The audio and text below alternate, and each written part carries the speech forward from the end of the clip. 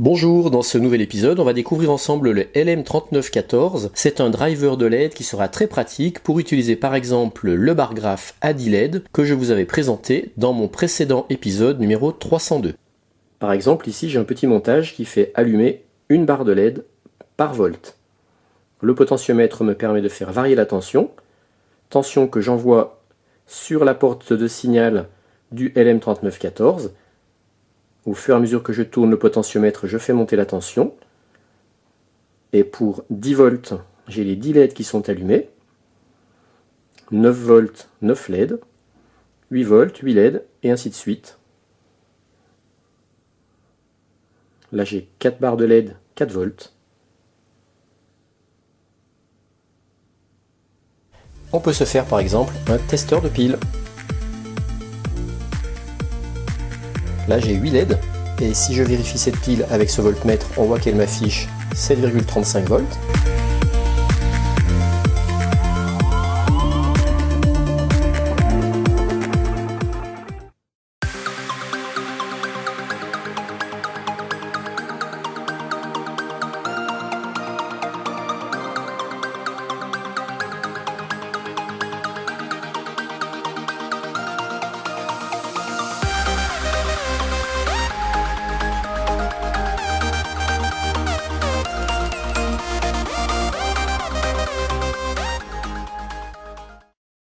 Ce LM3914 va nous permettre de gérer les 10 LED du bar graph en fonction de la tension lue sur une de ces broches. Le voici sur le site de HDevBot, il coûte moins de 3 €. Je vous mets le lien dans le descriptif de cette vidéo. Voilà comment se présente ce driver LM3914. Il comporte 18 broches. Voici son schéma de brochage avec l'encoche en haut. Sa broche numéro 3 sert à l'alimenter dans une tension comprise entre 3 et 20 volts. Sur sa broche 2, on va venir mettre le ground, le moins de l'alimentation. Sur les broches 1 et 10 à 18, on viendra brancher nos 10 LED. Alors attention, sur ces broches, ce sera du courant entrant, donc le courant qui sort des LED. Donc concrètement, ces broches devront être reliées à la cathode côté moins des LED. Donc on viendra brancher nos LED comme ça. Autre particularité très intéressante, on n'aura pas besoin de mettre de résistance en série avec chacune de ces LED, on verra pourquoi tout à l'heure. Les broches 4 et 6 vont servir à définir la plage de tension mini et maxi que le driver va analyser, j'y reviens également après. Sur la broche 5, on amènera la tension que l'on veut lire, notre fameux signal. La broche 9 nous servira à définir le mode d'affichage des LED, soit une seule LED, qui correspond à la tension lue, soit la LED qui correspond à la tension lue, ainsi que toutes les LED de niveau inférieur. Les broches 7 à 8 serviront à programmer le courant des LED pour éviter justement de mettre des résistances en série avec chacune des 10 LED. J'y reviens également après. Voyons tout de suite le principe de fonctionnement de ce driver LM3914. Je vous ai dit tout à l'heure qu'en fonction de la tension lue par le driver sur sa broche 5, celle du signal, le driver allait faire s'allumer des LED, celle d'un bar graph par exemple. Comme ce LM3914 comporte 10 broches, il pourra donc piloter 10 LED. Chaque LED correspondra à 1/10 de la tension de l'intervalle défini. Alors comment est-ce que l'allumage ou le pilotage de ces 10 LED va se faire?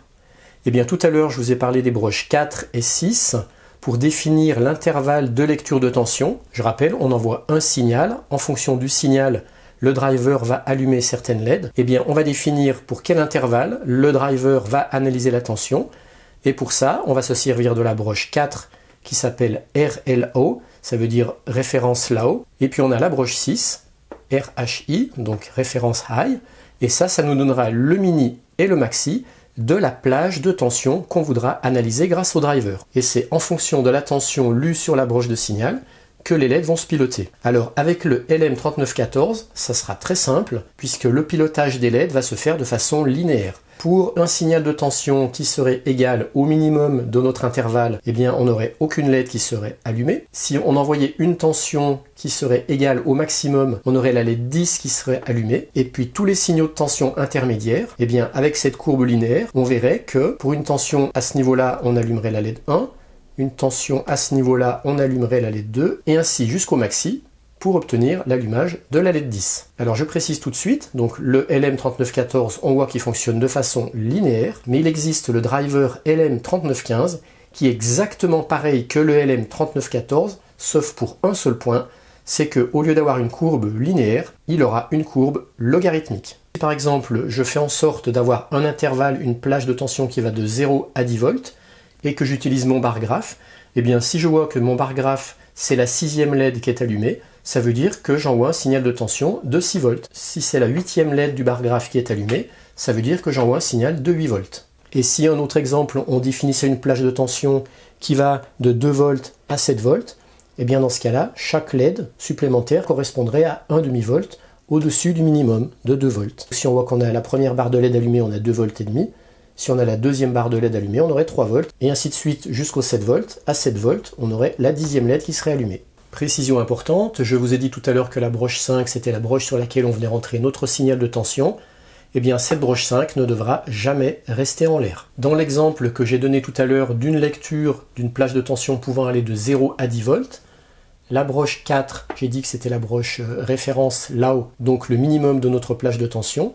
Comme moi je voulais aller de 0 à 10 volts, ça veut dire que concrètement, cette broche 4, je vais venir la brancher sur le ground, le moins de l'alimentation du LM3914. Et ici c'est la broche 6 qui correspond au maximum de notre intervalle de lecture de tension, 10 volts dans mon exemple. Et bien dans mon cas, il faut que je me débrouille pour avoir ici du 10 volts. Et ce 10 volts, on va l'obtenir en mettant une résistance d'une certaine valeur entre l'alimentation générale du circuit et notre broche 6. Alors il est important de savoir que la tension de cette broche 6, c'est-à-dire le maximum de notre plage de lecture, devra toujours être au moins inférieure de 1,5 volts par rapport à la tension d'alimentation de notre LM3914. Ce qui veut dire que dans mon exemple où je veux mesurer une plage de tension allant de 0 volts à 10 volts, eh bien il faudra que j'utilise une alimentation ici qui soit au moins égale à 11,5 volts. La broche 9 va nous servir à déterminer le mode d'allumage des LED. Si cette broche 9 est en l'air, ça n'allumera qu'une seule LED, celle qui correspond au signal de tension. Et si cette broche 9, on la relie au plus de l'alimentation du 3914, ça allumera la LED qui correspond à la tension lue, plus toutes les autres LED du niveau de tension inférieur. Maintenant, je vais revenir aux broches 7 et 8, la broche 7 étant la broche référence out et la broche 8 référence adjust. Ces deux broches vont servir à programmer la limitation du courant qui va traverser les LED. Je vous ai dit tout à l'heure qu'avec ce LM3914, on pouvait directement brancher des LED sans mettre de résistance en série avec les LED. Alors j'ai beaucoup cherché sur internet le mode d'emploi de ces deux broches, mais j'ai rien trouvé de clair et précis. Alors je vais simplement vous donner ce que j'ai trouvé. Ça vous permettra d'utiliser ce driver, mais je ne pourrai pas tout vous expliquer. Première chose que j'ai trouvée, c'est que la broche référence out doit avoir une tension de 1,25 volts supérieure à la broche 8 référence adjust. Autre info que j'ai trouvée, le courant qui sortira de la broche 7 référence out sera le 10e du courant qui traversera chaque LED. Ce seront ces deux broches 7 et 8 qui vont servir à programmer le courant qui traversera les LED, et pour ça, on va venir mettre des résistances. Voilà un exemple concret de montage qui fonctionne pour une alimentation en 5 volts.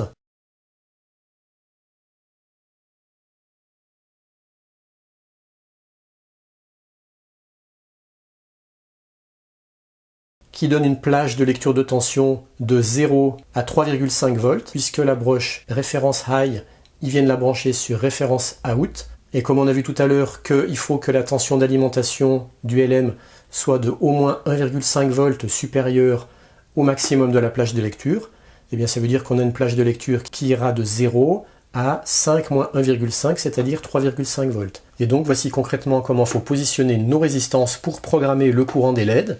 Une résistance R1 de 2,2K ici, et une résistance R2 de 3,3K ici, avec la broche 8 qui est branchée entre les deux résistances. Et tout ça, ça nous programme correctement le courant qui va traverser nos 10 LED. Et si on vient mesurer la tension de la broche 8 référence adjust, elle a bien une tension de 1,25 volts inférieure à la tension de la broche 7 référence out. En l'occurrence, on aura ici une tension de 2,25 volts. Ces valeurs de résistance sont valables avec une tension d'alimentation du LM3914 en 5 volts. Donc dans ce cas-là, ça veut dire qu'on aura une LED qui s'allumera tous les 0,35 volts. Donc à 0 volts, on aura 0 LED. À 0,35 volts, hop, on aura la première LED qui pourra s'allumer. À 0,70 volts, on aura la LED 2 qui s'allumera, ou si on est venu relier la broche 9 au plus, on aura la LED 1 et la LED 2, et ainsi de suite, jusqu'à 3,5. Donc si on envoie un signal de 3,5 volts sur la broche 5, si la broche 9 est en l'air, on n'aura que la LED 10 qui sera allumée. Si la broche 9 est reliée au plus de la lime, on aura les 10 LED qui seront allumés, tout simplement. Maintenant, je vais vous montrer un exemple très concret d'un montage qui a une plage de lecture qui va de 0 à 10 volts, et donc pour chaque LED qui s'allumera correspondra 1 volt. Voilà le schéma de branchement. La broche RLO, c'est le mini de ma plage de lecture, donc je viens la brancher au moins d'alimentation. Je veux un maxi de plage de lecture de 10 volts. Pour ça, je vais prendre une tension d'alimentation de au moins 1,5 volts supérieure à mon maxi de plage. Donc je prends dans mon cas une alimentation en 12 volts. Et pour avoir ici du 10 volts, il faut que je vienne relier ma broche 6 au 12 volts à travers une résistance de 1,7K. Pourquoi est-ce que j'obtiens 10 volts sur la broche 6 Air High en plaçant cette résistance de 1,7K? Eh bien parce que si on regarde de près le schéma interne du LM3914, on voit qu'entre les broches 6 référence high et 4 référence low, on a plusieurs résistances de 1K en série qui vont créer autant de ponts diviseurs de tension. Et en rajoutant cette résistance supplémentaire de 1,7K entre la lime et la broche 6, on va tout simplement créer un pont diviseur de tension supplémentaire qui amènera la broche 6 aux 10 volts que je recherche. Sur la broche 7, je suis venu mettre une première résistance R1 de 4,6K et puis ici la deuxième résistance R2 de 6,7K. Je n'ai pas les formules de calcul, mais comment j'ai fait? J'ai tout simplement pris le double des valeurs de résistance de tout à l'heure pour une tension ici en 5 volts. Et donc ça semble très bien marcher.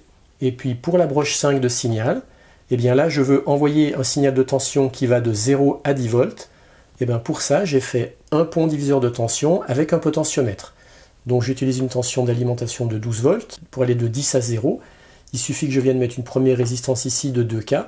Comme ça ici j'ai soit 10 volts, soit 0 volts en fonction de la position de mon potentiomètre. Potentiomètre de 10K, donc le total ça me donne 12K, donc du coup c'est très simple, comme j'ai une tension d'alimentation de 12 volts, et du coup je sais qu'ici, en fonction de la position de mon potentiomètre, j'aurai une tension qui pourra varier de 0 à 10 volts. Regardons maintenant ce que ça donne concrètement sur une breadboard. Ça c'est ma source d'alimentation en 12 volts qui vient alimenter tout le montage. Ici j'ai mon bar graph, ici j'ai mon driver LM3914, et ici j'ai mon potentiomètre. Et puis je suis venu brancher un voltmètre, le moins sur le moins de la lime, et puis la sonde du plus sur la broche 5, la broche de signal, qui provient de mon potentiomètre. Donc là le montage est sous tension. On voit que quand le potentiomètre est complètement d'un côté, j'ai bien 0 volt qui est envoyé sur la broche 5 du LM, et j'ai aucune LED qui est allumée. Et maintenant je vais tourner le potentiomètre. Voilà, on voit que la tension commence à monter sur le voltmètre. Et voilà, là j'ai 1 volt, la première barre de LED du bar graph qui est allumée. Je continue de tourner. Alors là, moi j'ai réglé la broche 9 du LM3914 pour qu'il y ait autant de LED qui soient allumées qu'il y a de tension. Donc il n'y aura pas qu'une LED par tension, il y en aura plusieurs. Voilà, maintenant j'arrive aux 2 volts, j'ai 2 LED d'allumées. Je continue de monter, 3 volts, 3 LED. 4 volts, 4 LED, et ainsi de suite. On continue. Là, par exemple, je m'arrête, j'ai 6 barres de LED, 6 volts, 7, 8, 9 et 10. Voilà, donc j'ai bien réussi à paramétrer mon montage pour avoir une barre de LED qui correspond à 1 volt. Et vous voyez, si je mets la broche 9 en l'air, donc je la débranche du 12 volts, eh bien je n'ai que la LED qui correspond à la tension. Je n'ai qu'une seule LED d'allumée. Vous voyez, là je redescends la tension. Et je remonte. Et là, si je la rebranche au plus de l'alimentation, j'ai autant de LED allumées que de tension. Voilà, tout simplement. Et comme vous voyez, ça marche très bien. Maintenant, si je neutralise la partie potentiomètre et qu'à la place, je viens brancher une pile 9 volts, le plus sur la broche 5 de signal et le moins sur le moins de la breadboard, eh bien on voit que le voltmètre me donne une tension de 7,7 volts et que le bar graphe m'allume 7 niveaux de barres de LED. Donc ce montage peut servir également à tester la tension de certaines piles. Et là j'ai remplacé la pile par un petit panneau solaire. Je vais ouvrir le rideau de mon Velux pour faire entrer plus de lumière.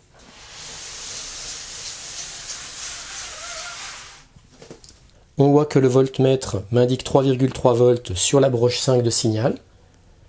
Et effectivement, j'ai 3 LED qui sont allumés sur le bar graphe. Et là, si j'envoie plus de lumière sur le panneau solaire, sachant que c'est un panneau solaire qui ne peut délivrer au maximum à vide que 6 volts.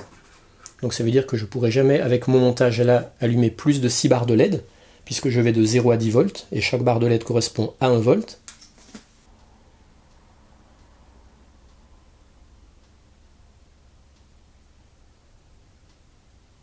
Et là, sur la broche 5 de signal, je suis venu mettre un pont de viseur fait avec une CTN, c'est-à-dire une résistance dont la valeur varie en fonction de la température.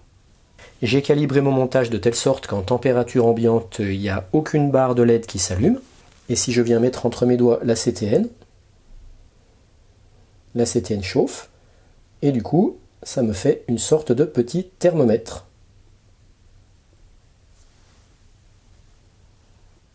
Et là, je viens mettre une lampe sur la CTN. Hop, je vais la mettre carrément dessus. Donc ça va chauffer. La température va monter plus haut. Et du coup, j'ai plus de barres de LED qui s'allument.